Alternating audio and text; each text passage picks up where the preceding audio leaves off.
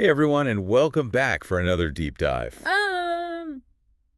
Today we're looking at something that feels like it could have pretty major global shockwaves. Yeah.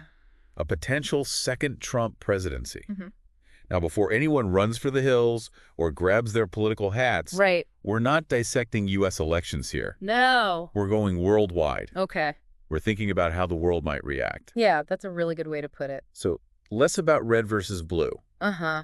More about how those colors might paint the global landscape. Yeah, and we're using this report called The Global Implications of a Trump Presidency as our roadmap. Oh, very cool. And yeah, it's fascinating stuff. It really is. And whether you're like an international business guru Mhm. or just someone who enjoys their morning coffee, Right. this deep dive has something for you. Yeah. Because believe it or not, those things might be connected. Yeah. Okay, so let's dive right in. Sounds good. The report jumps right into the financial side, talking about America First economics and what that could mean for, well, everyone else. Mm-hmm. So what jumped out at you there? I think what's fascinating is the impact on developing countries. Okay. It's almost like a paradox. Okay.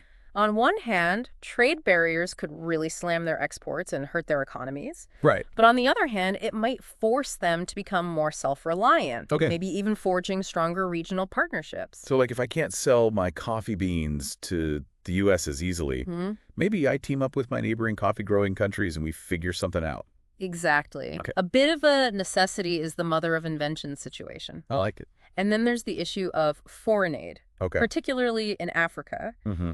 The report suggests a potential drop. And to put that in perspective, Yeah. we're talking about potentially 10,000 fewer schools being built, Oh, wow. impacting over 1 million children. Wow, that puts it into a whole new light. Yeah. It's easy to forget how these financial decisions have real human consequences. Absolutely, and it's not just happening over there. Right. If U.S. markets become more appealing under Trump's policies, we could see a rush of investors pulling money out of developing economies and putting it into the U.S. Okay. So imagine a coffee farmer in Brazil. Okay. If investors pull out of Brazil and put their money into U.S. markets because of Trump's policies, Okay. the value of the Brazilian currency could drop, Okay. making it harder for that farmer to sell his coffee beans internationally, Gotcha. and you might end up paying more for your morning cup. Okay, so my wallet might feel this, Mhm. not just my conscience. Exactly. I got it. Now, shifting gears a bit, the report also spends a good chunk of time talking about Europe. Mm-hmm. And let's be honest, some potential drama with NATO. Right. Trump's never been shy about criticizing their spending. Yeah. So how much tension are we talking about here? Could things actually get shaky? Things could definitely get interesting. Right. Imagine Trump putting the squeeze on Europe, Okay. demanding they cough up more for defense. Now, this could go one of two ways. Okay. Either Europe knuckles under, reluctantly boosting their military spending, Yeah. which would be a win for Trump, but potentially strain those relationships. Right. It's like that friend who always forgets their wallet. Exactly. Or, Okay. and this is where it gets really interesting, Europe says, fine, we'll do it ourselves, Wow. and starts building up their own independent military might. Suddenly, you have a power shift within NATO, Okay. with Europe less reliant on the U.S. Yeah. That's a huge change to the status quo. Whoa, major plot twist. Yeah. I'm already picturing international relations as a super tense game of risk. Uh-huh. But it's not just about tanks and troops, right? Right. The report also goes into climate change, Yeah. which feels like a whole other battlefield. Absolutely. We can't forget Trump pulled the U.S. out of the Paris Agreement. Yep. And he's big on energy independence. Okay. The report highlights a clash brewing there. Europe's pushing for global climate action, while a second Trump administration might be pumping the brakes, Mm-hmm.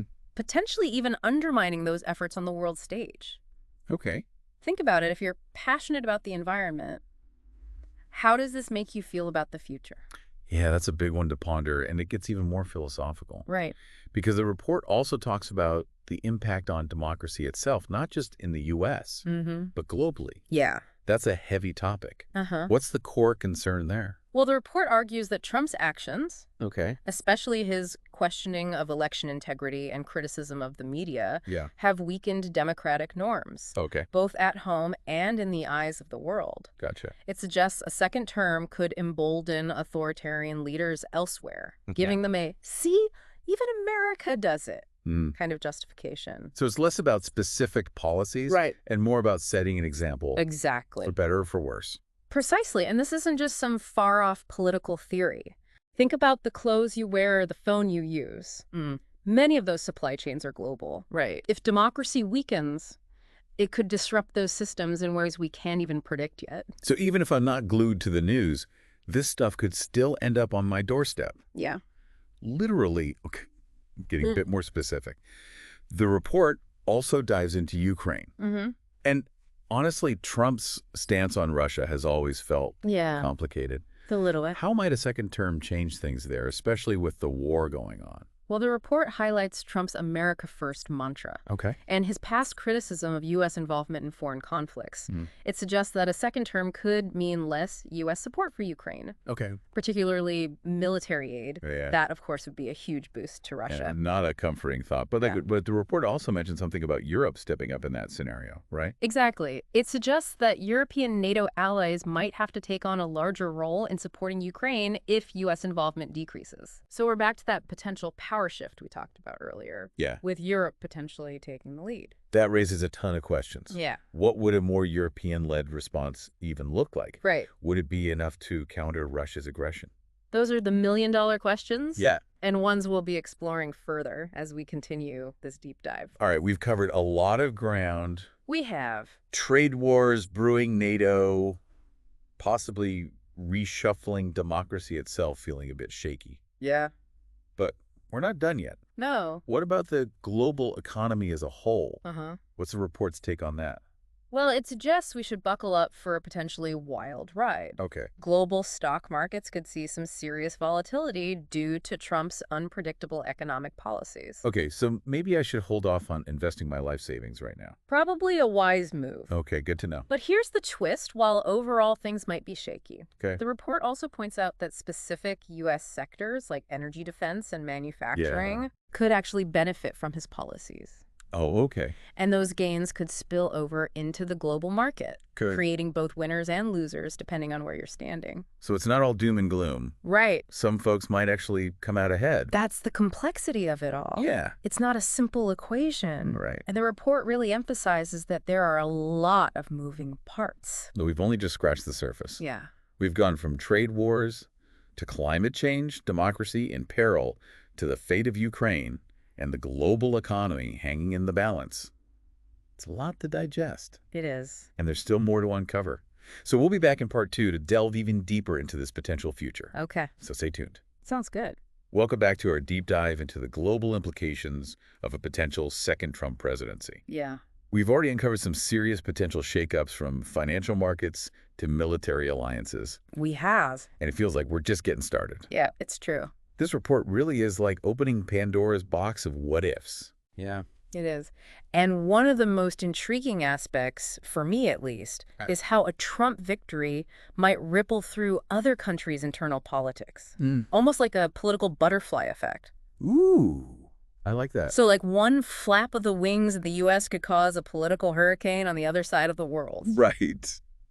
Okay, I'm hooked. Where do we even start with that? Well, the report specifically mentions China. Okay. And we all know the U.S.-China relationship is already a bit of a tightrope walk. Yeah, it is. The question is, how might that balance shift if Trump's back in the Oval Office? Yeah, those two economic giants are constantly sizing each other up. Yeah. What does the report say about how things might play out between them?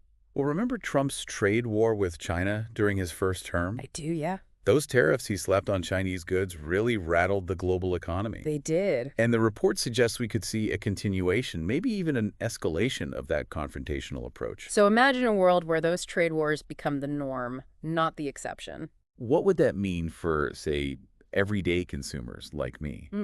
Would my favorite gadgets get even more expensive? That's certainly a possibility. Right. And it's not just about consumer goods. Okay. Think about the global supply chains for things like microchips and rare earth minerals, which are essential for all sorts of technology.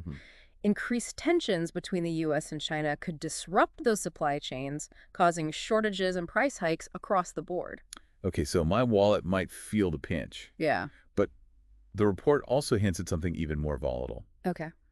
Increased tensions over Taiwan. Uh-huh. Didn't Trump already stir the pot there during his first term? He did remember that phone call he had with Taiwan's president early on. Oh, yeah. It broke with decades of U.S. policy Yeah. and sent a clear message to China that they weren't going to take their ambitions in the region lying down. Right. It's like that moment in a movie where everyone in the theater gasps Yeah. because they know things are about to get messy. Exactly. Yeah. And the report suggests a second Trump term could bring even more unpredictability in that regard. Okay. With both sides flexing their muscles. And it's not just a concern for the U.S. and China. Right. The implications would ripple across the entire Indo-Pacific region, impacting everything from trade routes to military alliances. Okay, so we've got potential economic fallout, simmering tensions in Asia. Yeah. Let's shift our focus to another region that always seems to be in the headlines, Okay. the Middle East. Mm-hmm. The report talks about Trump's approach to Iran Right. and that whole Iran nuclear deal saga. Yeah. Can you remind us what went down there? Right. So the Iran nuclear deal was this huge international agreement negotiated under the Obama administration. Yes. It was designed to limit Iran's nuclear program What? in exchange for lifting economic sanctions. Gotcha. But Trump wasn't a fan. Okay. He thought the deal was too soft on Iran and pulled the U.S. out, slapping even harsher sanctions on them. And how did that play out? Did it actually stop Iran from developing nuclear weapons? Well, that's debatable. Okay. What we do know is that it's significantly increased tensions in the region. Okay. Iran started enriching uranium again. There were attacks on oil tankers in the Persian Gulf, Yeah. and the risk of a military confrontation between the U.S. and Iran spiked. Okay. The report suggests a second Trump term could see him double down on that hardline approach, Okay. potentially leading to even more instability and risk in a region that's already a powder keg. Yikes. Not exactly a recipe for peace in the Middle East. No. Okay, switching gears a bit, the report also dives into something that might seem a little abstract at first. Okay. The impact on international institutions. Okay. Help us understand why this matters. Uh-huh. Why should we care about what happens to organizations like the United Nations or the World Trade Organization? Well, think of these institutions as the referees of the global system. Okay. They help set the rules, mediate disputes, and facilitate cooperation on issues that affect everyone, like climate change, pandemics, and trade. So they're kind of like the grown-ups in the room when countries start acting up. Exactly. Okay. And the report argues that Trump's America First approach, his skepticism of global cooperation and preference for bilateral deals, Okay. could further weaken these institutions if he wins a second term. So imagine a world where those grown-ups have less authority and countries are more likely to go rogue. Right. What could that look like in practice? Well, we could see more countries ignoring international agreements, acting unilaterally, Yeah. and putting their own interests ahead of global concerns. Okay. Think about climate change, for example. Mm-hmm. If countries aren't willing to work together to reduce emissions, the consequences could be devastating for everyone. So it's not just about the U.S. going it alone. Right. It's about the potential unraveling of the global systems we rely on to, well, keep things from completely falling apart. Precisely. And that's a concern that goes far beyond any one country or region. It's about the future of global cooperation itself. Okay, we've talked about China, Iran, the fate of international institutions. Mm-hmm. Is there any corner of the world that wouldn't feel the impact of a second Trump presidency? Well, the report suggests the effects would be felt virtually everywhere, Okay. though in different ways. Mm-hmm. But there's one region we haven't touched on yet Okay. that deserves a closer look: Okay. Latin America. Ah, yes. The report did mention some potential hotspots there. Yeah. Fill us in on what's at stake in our own backyard. Well, Trump's policies on immigration, trade, and Venezuela had a major impact on Latin America during his first term. Okay. And the report suggests these issues could continue to be flashpoints if he wins the second term. Okay, let's break that down a bit. Okay. First, immigration. Mm-hmm. We all remember the border wall, the Right. family separations. Right. How might a second term affect U.S.-Mexico relations specifically? Well, Trump's hardline stance on immigration put a lot of strain on the U.S.-Mexico relationship. He pressured Mexico to crack down on migration, threatened them with tariffs, Okay. and generally took a very confrontational approach. Yeah. And the report suggests that pressure could intensify under a second term.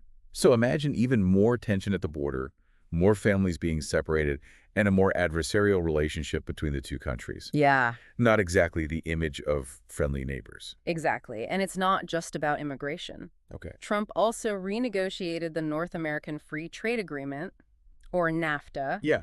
which had governed trade between the U.S., Mexico, and Canada for decades. Right. He replaced it with the USMCA, which, while preserving some aspects of free trade, also introduced new rules and uncertainties. Okay. The report suggests the second Trump term could see him pushing for even more concessions from Mexico and Canada, Okay. potentially disrupting supply chains and hurting businesses on both sides of the border. So more economic headaches for everyone involved. Yeah. What about Venezuela? That was a major focus of Trump's foreign policy, wasn't it?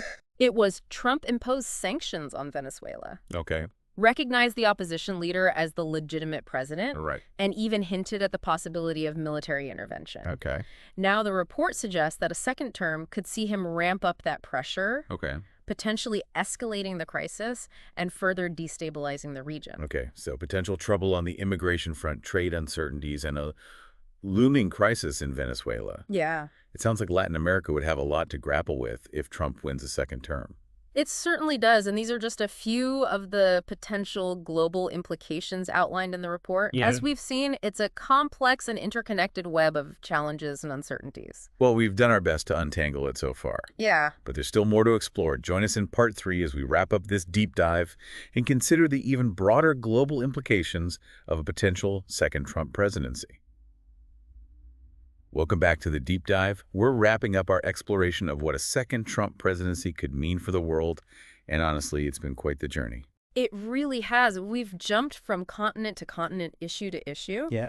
And what strikes me is how interconnected everything is. Yeah. Like, we started with economics, then talked about military alliances, and even touched on the future of democracy itself. It's all part of this giant, complex web. It's like we pulled on one thread and suddenly the whole tapestry is unraveling. Right. But speaking of interconnectedness, the report keeps coming back to this idea of global power dynamics. Like who's calling the shots, who's got the influence, Yeah. and how might all that shift if Trump wins a second term? That's a key point. The report specifically talks about the rise of populism and nationalism around the world, Okay. and how a Trump victory could actually fuel those movements. Hold on, explain that one for me. Okay. I get that Trump is seen as a populist leader, but how would his win impact, say, a country on the other side of the world?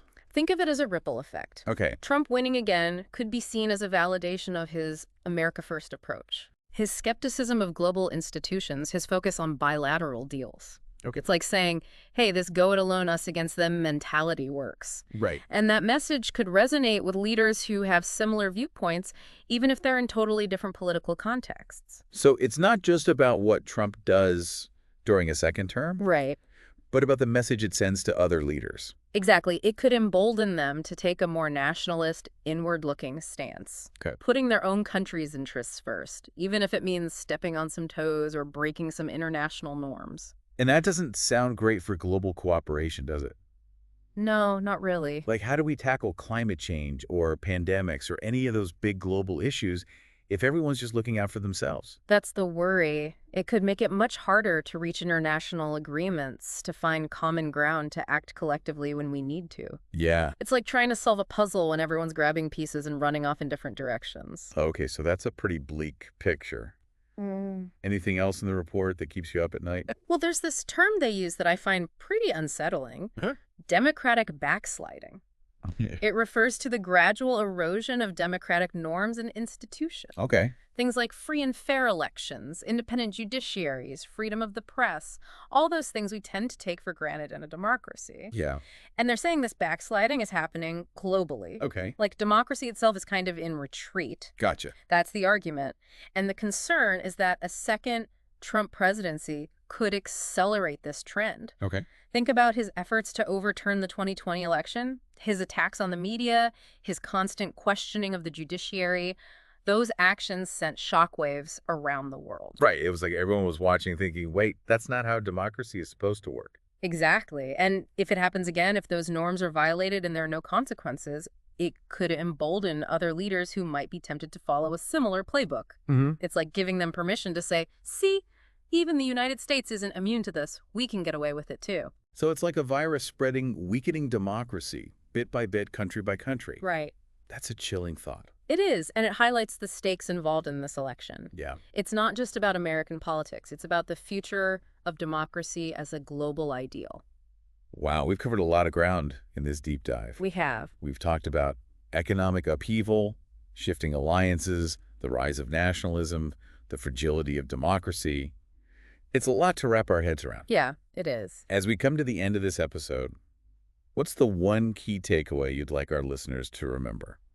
I think the most important thing to understand is that the 2024 U.S. election is not just an American event.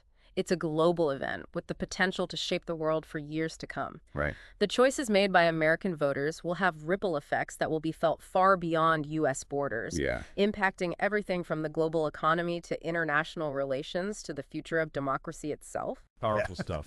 So as we head into this crucial election year, it's more important than ever to stay informed, engage in thoughtful discussions, and make our voices heard, because ultimately the future is in our hands. Thanks for joining us on this deep dive, everyone. And remember, keep learning, keep questioning, and keep pushing for a better world.